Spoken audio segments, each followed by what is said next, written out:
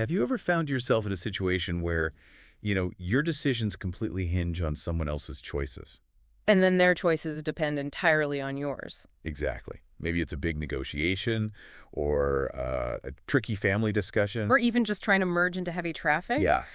It feels like you're playing some kind of game, even when you didn't, consciously decide to play one. Well, today, that's exactly what we're diving into, Yep, this whole deep dive is all about game theory. which is this really fascinating science and art, actually, of strategic decision-making. It sounds kind of niche, maybe, but it applies everywhere. The sources mention everything from chess to child rearing. From tennis to takeovers and from advertising to arms control. It's incredibly broad. It really is. And to get the best insights for you, we've dug into two really excellent sources. First is Game Theory 101 by William Spaniel. And second, The Art of Strategy by Avinash Dixit and Barry Nailbuff. Both fantastic. So our mission here is basically to pull out the most important stuff. The key ideas, the surprising facts, the really crucial insights from all this material. We want to give you a shortcut, kinda, to being genuinely well-informed about strategic thinking. Whether you use it for business, your personal life, or, just because it's interesting stuff. Get ready for some aha moments, hopefully. Yeah, definitely. So let's jump right in. When we say game theory, what are we really talking about? Well, as you said, it's way more than just, like, Monopoly or poker. Right. The sources call it the study of strategic decision-making pretty much everywhere. It sounds huge, but the core idea is actually quite focused. Okay. So what's that core idea? It all boils down to something called strategic interdependence. Strategic interdependence. Okay. Which basically means situations where my actions affect both my welfare and your welfare, and vice versa. So what I do impacts you and what you do impacts me. Exactly. And the tricky part is you need to anticipate, act, and react. You can't just ignore what the other person might do. Blissful ignorance will not cut it, as one source puts it. Right. It's about figuring out the best way to use your skills, knowing how others might respond. So the upshot is you might be playing a game, like right now, and not even know it. Pretty much, yeah. Every single day. That's a big thought. And it makes you wonder, okay, if we're all in these interdependent situations, trying to do what's best for ourselves, what happens? Well, that question leads us straight to probably the most famous concept in all of game theory. Okay. Our sources call it the oldest and most studied model. I think I know this one. The prisoner's dilemma. That's the one, the prisoner's dilemma. So set the scene for us. What's the classic setup? Okay, imagine two thieves. They get caught for something minor, like trespassing. Okay. But the police suspect they pulled off a much bigger crime, maybe a bank robbery. But they don't have proof. They need a confession. Right, so they separate them. Exactly. They put them in different rooms and offer each one the same deal. Confess and implicate your partner. If your partner stays silent, you walk free. If your partner also confesses, you both get a medium sentence. But if you both stay silent, we can only get you on the trespassing charge, so you both get a very light sentence. Okay, so staying silent together is best for the pair. Confessing while the other stays quiet is best for the individual. What usually happens. Well, that's the genius, or maybe the tragedy, of the dilemma. It shows how individual rationality can lead to a really bad outcome for the group. Also. Because for each individual prisoner, confessing is what we call a strictly dominant strategy. Meaning? Meaning it's the best choice for you personally, no matter what the other person decides to do. Oh, okay. If the other guy stays quiet, I'm better off confessing, I go free. If the other guy confesses, I'm still better off confessing, medium sentence instead of the worst one. Exactly. So rational self-interest pushes both of them to confess. But if they both confess, they both get the medium sentence, which is worse for both of them than if they had just trusted each other and stayed quiet. wow. So there's no invisible hand, like in economics, guiding them to the best collective result. None at all. In fact, self-interest actively leads them to a disaster for the group, as the sources say. So this isn't just the theoretical puzzle. Where does this dynamic show up in the real world? Oh, all over the place once you start looking. Think about arms races between countries. Okay. Both countries face a choice. Build more weapons or don't. If one builds and the other doesn't, the one that builds gains an advantage. Right, which the other country doesn't want. Exactly. So the safe bet, the dominant strategy for both, is to build. They both spend huge amounts of money, basically ending up in the same relative position, but much poorer. Worse off than if neither had built, but better, maybe, than being the only one who didn't build? Precisely. It's the prisoner's dilemma structure. Our sources even mention a fascinating hypothetical from Warren Buffett. Oh, yeah. He apparently offered to pay for any bill, like completely fund it, if both political parties agreed to support it. Huh. Why would he do that? Well, the source suggests the point was that its effectiveness would highlight the absurdity of claims that money doesn't influence congressional votes if both parties jumped on it purely for the free money. It kind of shows their hand. Yeah. Interesting. And there's even a classroom experiment described. Right. Students had to choose whether to write down a 1, which meant cooperate, or a 2, meaning defect. Like staying silent versus confessing. Pretty much. Yeah. Writing 2 always netted you personally 50 cents more than whatever writing 1 would have gotten you in that round. So the incentive is to write 2. Always, for the individual. But here's the catch. If everyone wrote 1, they'd each get, say, $1.08. If everyone wrote 2, following their individual incentive, Let me guess, they get less. way less. They each only got 50 cents. Wow. Yeah, the source breaks it down. Each student who switches from writing 1 to writing 2 increases his own payout by 46 cents, but decreases that of each of his 26 colleagues by 4 cents. The group as a whole loses 58 cents. Oof. That really drives home the conflict between individual gain and group welfare. It absolutely does. Okay, so in the prisoner's dilemma, confessing or defecting or acting selfishly is always the best individual move. But you mentioned not all games are like that. What happens when there isn't a clear best move, regardless of what the other person does? Right. That raises an important question, as the sources say. If there's no dominant strategy, how do players figure out what to do? How do things stabilize? Yeah, how do you predict the outcome? This is where another huge concept comes in, maybe even more fundamental than the prisoner's dilemma. It's the Nash equilibrium. Named after John Nash, right? From A Beautiful Mind. The very same. And a Nash equilibrium is defined as, well, it's a set of strategies, one for each player, such that no player has incentive to change his or her strategy given what the other players are doing. Okay, unpack that a bit. No incentive to change, given what others are doing. Right. So imagine everyone has chosen their strategy. If you look at your choice and knowing what everyone else is doing, you think, nope, I couldn't have done any better by switching to something else. And everyone else feels the same way about their own choices. That's a Nash equilibrium. It's like a point of stability. Oh. Everyone's doing the best they can, given the circumstances created by everyone else. Exactly. It has this no regrets property. Afterwards, you wouldn't say, oh, I should have done something different, because given what the others did, you actually made your best move. The sources have a great analogy for this. Something about laws. Yeah, they say you can think of it like laws that no one would want to break even in the absence of an effective police force. The stability comes from the interlocking incentives themselves. Okay, so how do you find one of these equilibria? You look for best responses. For each player, you figure out what their best strategy is for every possible strategy the other players might choose. Where these best responses overlap, that's your Nash equilibrium. Got it. So it's not always the best outcome for the group, like we saw in the prisoner's dilemma. Right. The mutual confession outcome in the prisoner's dilemma is a Nash equilibrium. Both confessing is a best response to the other confessing. Neither regrets it, given the other's action, even though they both wish they were in the silent outcome. Okay, that distinction is crucial. So are there games with better Nash equilibria? Definitely. A great example is the stag hunt game. Stag hunt. Yeah, think of 2 hunters again. They can work together to hunt a stag, big payoff, but requires cooperation. Okay. Or either hunter can give up on the stag and go hunt a hare by themselves. Smaller payoff, but guaranteed you don't need the other person. So unlike the prisoner's dilemma, where you're tempted to defect. Here, each player wants to do what the other is doing. If you think the other hunter is going for the stag, your best response is to also go for the stag. Right, get the big payoff. But if you think the other hunter is going for a hare, your best response is to also go for a hare, because if you go for the stag alone, you get nothing. Ah, so there are 2 stable outcomes. Exactly. 2 pure strategy, Nash equilibria. One is stag both cooperate, big payoff. The other is hare both play it safe, smaller payoff. Each player's individually optimal strategy is a function of the other player's choice. Perfectly put. Which equilibrium they end up in depends on trust, expectations, maybe past history. Okay, this shows how game theory gets much more nuanced, how it analyzes that interdependence, especially when coordination is key. For sure.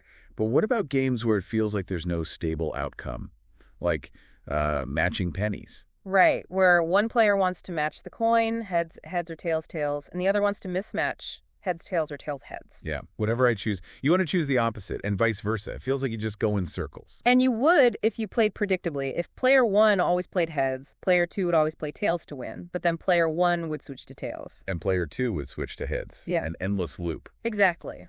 So what does this tell us? When any systematic behavior can be exploited. You have to be unpredictable. You have to randomize. Bingo. Yeah. Which brings us to the idea of a mixed strategy Nash equilibrium. Mixed strategy, meaning you don't just pick one thing, you mix it up. Precisely. It involves randomizing over multiple strategies rather than playing a single pure strategy. Like maybe you play heads 50% of the time and tails 50% of the time. Okay, just flipping a coin seems simple enough. Well, the crucial insight from Nash is that in a mixed strategy equilibrium, the probabilities have to be just right so that your opponent is indifferent between their own choices. And importantly, all the pure strategies you're mixing between must give you the same expected payoff. Why is that? Because if one of your options gave you a better average payoff, you wouldn't play the others randomly. You'd just play the better one more often, right? And then you'd become predictable again. Ah, okay. The randomness has to be balanced. The classic example here is... Rock, paper, scissors. Of course. It's a symmetric and zero-sum game. Fair, and one person's win is the other's loss. So what's the Nash equilibrium strategy? It's unique. Play rock 1/3 of the time, paper 1/3, and scissors 1/3, completely randomly. Makes sense. If you do that, your opponent can't exploit any pattern. Exactly. And your expected utility must equal 0 over time against another perfect player. But the sources note something interesting. Yeah? That even slight changes to the payoffs, like if winning with rock gave you slightly more points, quickly makes guessing the solution prohibitively difficult. Calculating the new optimal probabilities becomes really complex. Wow, so these mixtures are sensitive. And there's that really counterintuitive example with soccer penalty kicks. Oh, yeah, that's a great one. So Yeah. a goalie is facing penalty kicks. They can dive left or right. The kicker can kick left or right. Okay, standard setup. Now, let's say the goalie gets better at saving shots kicked to his right side. What does the Nash equilibrium predict he'll do? Intuitively, you'd think he'd dive right more often because he's better at it now. Right, but that's not what happens in the equilibrium. He actually dives less frequently. Why? Because if he's better on the right, the kicker anticipates he'll favor that side. To keep the kicker guessing, to remain unpredictable, the goalie has to compensate by diving left more often. So his improved skill on one side forces him to use the other side more to maintain the equilibrium. Exactly. The source gives numbers. Maybe he goes from using his right 41.7% of the time to only, say, 50%, meaning he uses his left more often now. That's wild. Yeah. It really shows how strategic thinking isn't just about your own skills, but how they interact with your opponent's expectations. Absolutely. It's all about that interdependence. Okay, so we've talked about simultaneous moves, like in Prisoner's Dilemma or Rock, Paper, Scissors. But what happens when people take turns? Now we get into sequential games. This changes things dramatically. Sequential games, like chess or checkers. Exactly. Games where players make alternating moves. The sources use the classic example of Charlie Brown trying to kick the football. And Lucy always pulling it away at the last second. Right. Charlie never seems to learn. These games require a different kind of thinking. Looking ahead and reasoning backward. Looking ahead and reasoning backward. Okay, what does that mean in practice? It means you use a technique called backward induction. Backward induction. You start at the very end of the game, the last possible decision. Figure out what the player whose turn it is will do then. Then you back up to the second to last decision, knowing what will happen after, and figure out the best move there. And so on, all the way back to the beginning. It's like working backwards from the checkmate in chess to figure out your opening move. That's a great analogy, but this process reveals some really interesting problems, especially around commitment. The problem of commitment, what's that about? It's about whether you can actually stick to a plan or a promise, if later on you'll have an incentive to change your mind. Like Lucy promising this time she'll hold the ball. Exactly. Her words are meaningless because when the moment comes, her incentive is to pull it away. Let's take a more serious example from the sources. A police officer with a K-9 unit pulls someone over. Okay. The officer might say, just consent to a quick search and you'll be on your way. But maybe the officer actually prefers doing a much more thorough search once they have consent. So if I consent based on the promise of a quick search, Backward induction says the officer, once you've consented, will do what they prefer, which is the extensive search. His words carry no weight, as the source puts it, because the promise isn't credible. You can't trust it. And that leads to the worst outcome for me, the driver. That's a really clear example. So promises are shaky if incentives change. What about, like, contracts? Don't they enforce commitment? They can, but only if they're designed correctly. Our sources talk about a dieting contract example involving someone named Mr. Russo and his love for eclairs. The idea is, if you make a contract, say, pay a penalty if you eat an eclair, but you can easily just renegotiate the contract later with the person holding the penalty. Then the contract doesn't really bind you. It has a fatal flaw. Exactly. The party enforcing the contract needs some independent incentive to do so. Think about that ABC primetime dieting show experiment. Right, where people supposedly agreed to have embarrassing photos shown if they failed. Yeah, the sources suggest it worked because the dieters genuinely believed the photos would be displayed. The threat was credible, even if the producers might not have actually gone through with it in the end.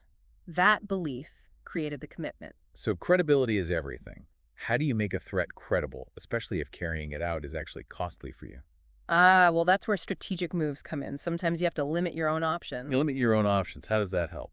Think about the game of chicken, two cars driving towards each other. The first one to swerve is the chicken. Right. A dangerous game. How do you guarantee the other person swerves? One extreme example from the sources. Player one makes their threat credible by visibly throwing their steering wheel out the window. Ooh. By doing that, they demonstrate an inability to swerve in the future. They've removed their own option to back down. Now player two has to swerve to avoid disaster. That's intense.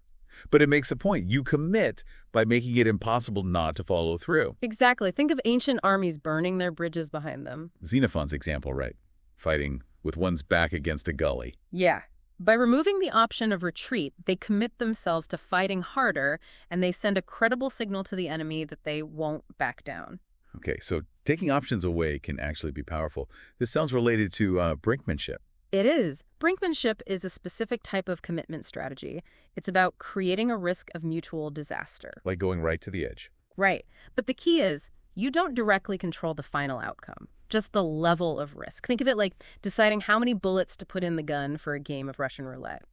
You control the probability of disaster, but not whether the hammer falls on a live round. That sounds terrifyingly relevant to things like the Cuban Missile Crisis. That's the most famous example, according to the sources. Kennedy apparently estimated the odds of nuclear war during that crisis as between 1 out of 3 and even. They went right to the brink. And thankfully, Khrushchev pulled back. Yes. It's a high-stakes game of managing risk and credibility. So we have threats, commitment, brinkmanship. What about promises? You mentioned they need to be credible, too. Right. And unlike threats, which might work even if they're bluff sometimes, promises, if successful, must be fulfilled. Okay. But credible promises can unlock win-win outcomes. Think back to the prisoner's dilemma. If one prisoner could somehow credibly promise the other, they would stay silent. Then the other prisoner's best move would also be to stay silent. They could reach the better outcome. Exactly. The ability to make credible commitments, whether threats or promises, fundamentally alters the strategic landscape. Okay, let's unpack this a bit. This shows how incredibly sophisticated the interactions can be. It's not just about playing the hand you're dealt, but about actively trying to change the game, change the incentives, make things credible or not credible. Precisely. And another huge factor in all this is information. Right. What happens when one person knows something the other person doesn't? Game theory calls these situations information asymmetries, and they lead to two really important types of strategic behavior: signaling and screening. Okay, signaling first. What's that? Signaling involves actions that are intended to convey a player's private information to other players. Think of it as actions speak louder than words. But how do you know the signal is real? For a signal to be credible, it must be the case that the action is optimal for the player to take if, but only if, he has that specific information. Basically, it has to be too costly or difficult for someone without the information or quality to fake the signal. Can you give an example? Sure. Remember when Hyundai cars maybe didn't have the best reputation for quality back in the day? Vaguely, yeah. Well, in 1999, they started offering an unprecedented 10-year, 100,000-mile warranty. That was a signal. Oh, so. Because only a company that was actually confident in its improved quality could afford to offer such a long warranty. A company making shoddy cars would go broke honoring it. So the warranty was a credible signal of quality to consumers. Okay, that makes sense. The cost of the signal proves its validity. What's another example? The sources discuss getting an MBA degree as a potential signal. A signal of what? Managerial talent. Exactly. But it only works as a signal if people with high talent find it significantly easier or less costly somehow to get the degree than people with low talent. And if that's not the case, if everyone can get one, Then it just becomes a rat race. Everyone feels pressured to get the MBA just to keep up, leading to excessive investment in education for signaling. which benefits the universities, maybe? But not necessarily the employers, or even the truly talented folks who now have to spend time and money just to prove what they already are. The sources call the cost an informational externality. It's driven by the existence of less talented people in the pool. Wow, okay, so that's signaling taking costly actions to reveal your private information. What's screening then? Screening is kind of the flip side. It's done by the party without the information to try and get the other party to reveal it. How do you do that? By setting up a situation where that person would find it optimal to take one action if the information was of one kind, and another action if it was of another kind. Their choice then reveals the information. Okay, like separating people out based on their choices. Exactly. Think about health insurance markets. Companies don't know exactly how risky each applicant is. Right. So they offer different plans. Maybe one plan has a low premium but a high deductible, and another has a high premium but a low deductible. And people choose based on their own perceived risk. Precisely. Healthier, less risky individuals are more likely to choose the high deductible plan to save on premiums. Riskier individuals might prefer the lower deductible, even if the premium is higher. By choosing, they self-select and reveal their type. The insurance company screens them through the menu of options. Clever. Airlines do this too, right? With different fares for business and leisure travelers. Yeah, the sources mention this. Airlines might offer a super expensive, flexible first-class ticket that only a business traveler on an expense account would buy. Even if they could charge slightly less and still fill the seat, they might keep the price high to make sure only those willing to pay top dollar select it. They sacrifice some profit on that seat, maybe, but they successfully screen the high-value customers from the bargain hunters. Right. It creates a cost of overcoming your informational disadvantage for the airline. They design the options to make people reveal themselves. And this whole information asymmetry thing is behind the famous lemons problem, right, Mhm. in the used car market. Classic example. Sellers know if their car is a peach or a lemon, but buyers don't. So buyers are only willing to pay an average price. Which means people with really good cars might not want to sell at that average price because their car is worth more. So the good cars leave the market. And the average quality goes down, which makes buyers willing to pay even less. And it can spiral until only lemons are left. It shows how information gaps can lead to market failures. Man, it just underscores how vital transparency and reputation are, and how sometimes we literally pay a price for the information we don't have. Absolutely. Now, while a lot of this assumes pure self-interest, game theory is flexible.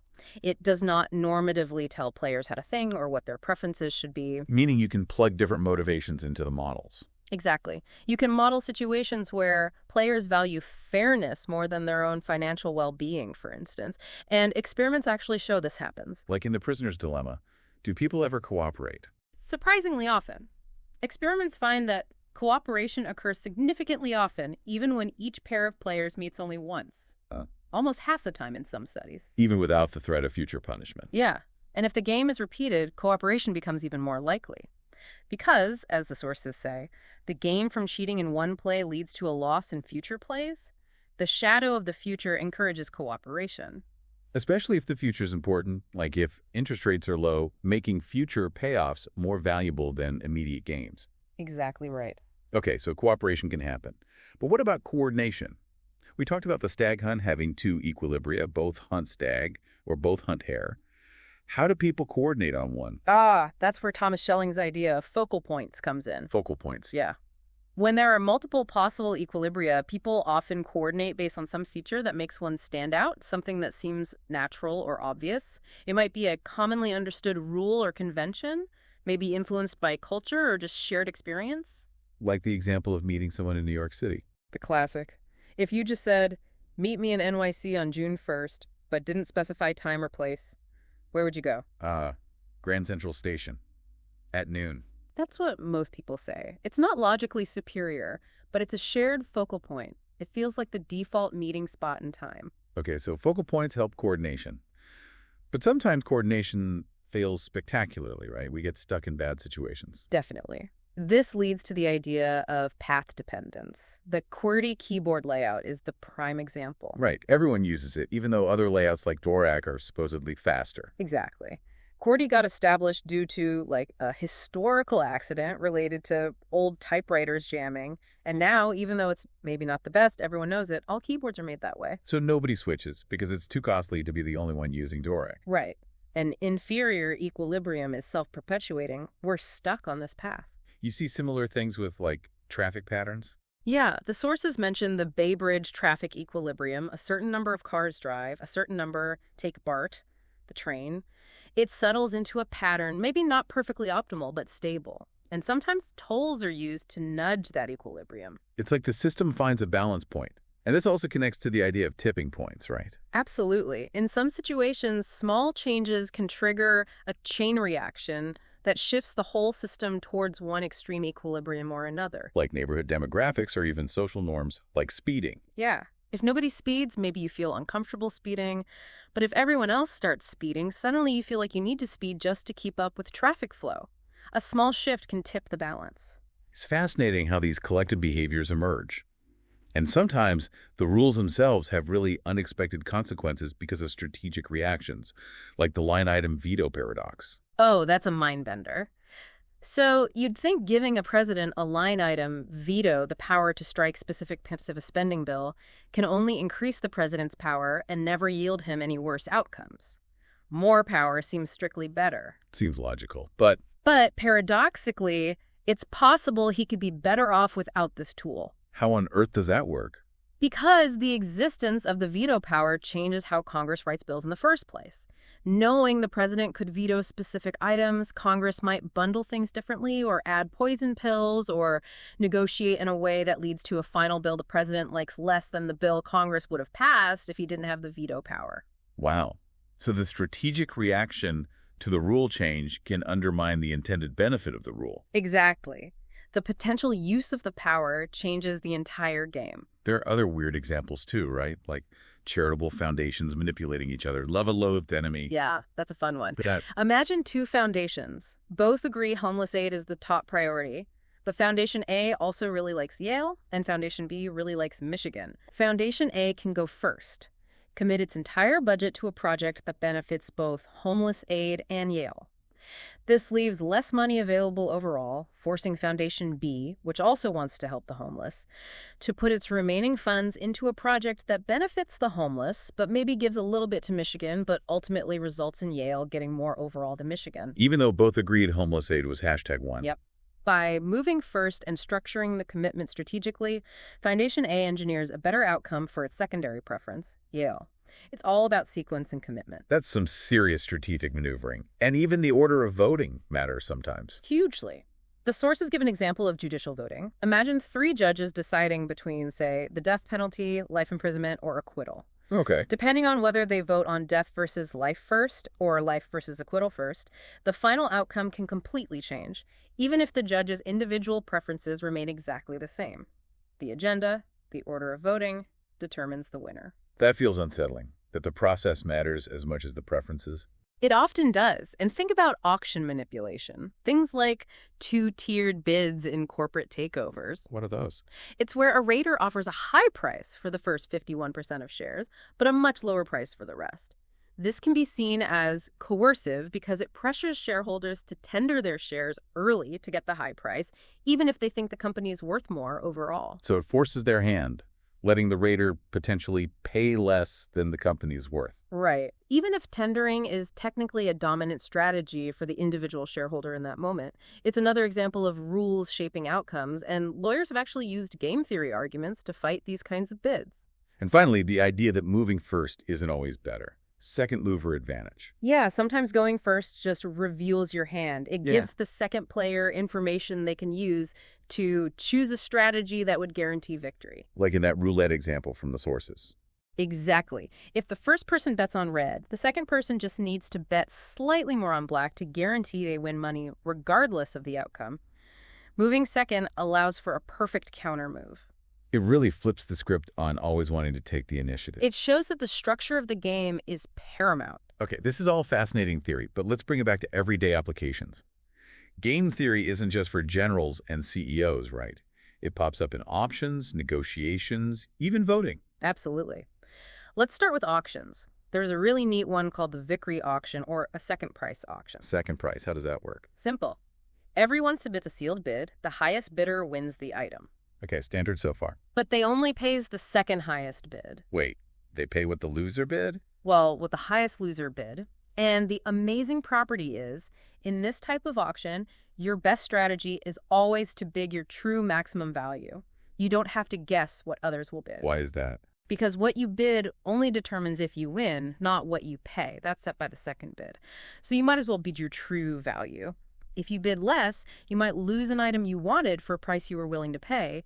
If you bid more, it doesn't help you unless you are already the highest bidder, and it still doesn't change the price you pay. So it encourages honest bidding. That's really clever. How's that different from a regular sealed bid auction? In a standard first price sealed bid auction, you pay your own winning bid. So now you have an incentive to shade your bid downward. Meaning bid less than your true value. Right. You try to guess what the second highest bid might be and bid just slightly above that. You don't want to overpay. It introduces strategic guessing that Vickrey avoids. Okay, and then there's the war of attrition auction. That sounds intense. It is. It's described as the opposite of the preemption game. Think of two bidders just waiting each other out. Time is money. Like a staring contest where you pay to stay in. Kinda. The item goes to the person willing to hold out the longest. But all participants end up paying their bid, which is the cost they incurred by staying in the game until they dropped out. The winner pays the amount bid by the second to last person to quit. Ouch. So everyone pays something, but only one gets the prize. Sounds costly. It can be. It's about who can endure the pain the longest. Okay, shifting gears to negotiation. What does game theory say about, like, back and forth bargaining, alternating offers? If you assume both sides are rational and impatient, meaning getting a deal sooner is better than later, then the theory actually predicts something surprising. Which is? That the agreement will occur on the first day of the negotiation process. Really? No drawn-out haggling? Theoretically, no, because both sides can foresee the final outcome through backward induction. They might as well just agree to it immediately. And often, if the time between offers is very short, the prediction is they'll essentially split the total down the middle. Negotiations break down all the time. Because the premises change. People aren't always perfectly rational, emotions get involved, information is incomplete, or maybe they aren't as impatient as assumed, but the model gives a baseline. And the sources mention this wild idea of virtual strikes. Yeah, isn't that cool? Instead of a real strike that hurts the company, the workers, and the public, a virtual strike would try to replicate the costs and benefits of the negotiation financially for the main parties without the actual stoppage of work. Like docking pay and company profits as if a strike were happening to pressure a settlement. Something like that. It's an attempt to simulate the game of a strike without the widespread damage. A fascinating thought experiment. Okay, finally, voting. We do this all the time. How does game theory apply? Well, think about primary elections with lots of candidates. Do you always vote for your absolute favorite? Maybe not if I think they have no chance of winning. Exactly. That's strategic voting. Voters often don't want to waste their vote or campaign contributions on a non-viable candidate. So you vote for someone you think can win, who is acceptable to you. Right. Which means polls can become self-fulfilling prophecies. If a candidate looks like they're losing support, voters might abandon them, ensuring they lose. So our expectations shape the outcome. What about solutions to weird voting outcomes? One idea mentioned is the Condorcet winner. This is a candidate who would beat every other candidate in a one-on-one, head-to-head matchup. So even if they aren't everyone's first choice, they're preferred by a majority over anyone else. Exactly. Like in 2000, some analyses suggested Gore might have been the Condorcet winner, beating both Bush and Nader in pairwise comparisons, even though he lost the election. Interesting. And there's the median voter theorem. Yeah, this tries to explain why political candidates often seem to converge towards the center during general elections. Why is that? The theorem suggests that if voters' preferences are spread along a single dimension, like left to right, Candidates have an incentive to move toward the position of the median voter, the voter who has an equal number of people to their left and right. Because that position captures the most votes. It's the position that can beat any other position in a majority vote, theoretically. So candidates cluster there. Okay, if we sort of tie all this together, these examples from auctions, negotiations, voting, they really drive home how the rules of the game, the structure, interact with people's strategic choices. Right. And how those choices can lead to outcomes that are sometimes surprising, sometimes efficient, sometimes really inefficient or unfortunate. The structure can be undone, or at least heavily shaped, by how players actually play. It's this constant interplay. Wow, we've covered a lot of ground. We really have. From the basic idea of interdependence and the prisoner's dilemma, Through Nash equilibrium, both pure and mixed. then sequential games, commitment, threats, promises, Information problems, signaling, screening. and coordination, focal points, path dependence, all the way to practical applications. So for you listening, you now have this foundational toolkit, right? Yeah. Concepts like Nash equilibrium, backward induction, credibility, signaling. Yeah, hopefully you're much better equipped now to spot the game being played in different situations. Whether it's at work, at home, or just watching the news. And you have a better sense of how to analyze it. It's about anticipating, reacting, and sometimes, even thinking about how you might reshape the game itself. There's a great quote from the sources near the end, something about science and art. Yeah, that success will come from such synthesis of the science of game theory and the art of playing a specific game, not from either alone. I like that. It's not just knowing the theory, but applying it wisely in context. Exactly. So maybe a final thought for everyone listening. As you go about your day, maybe the most interesting question isn't just, what should I do? But maybe, what game am I playing right now? And is it the right game to be in? Food for thought.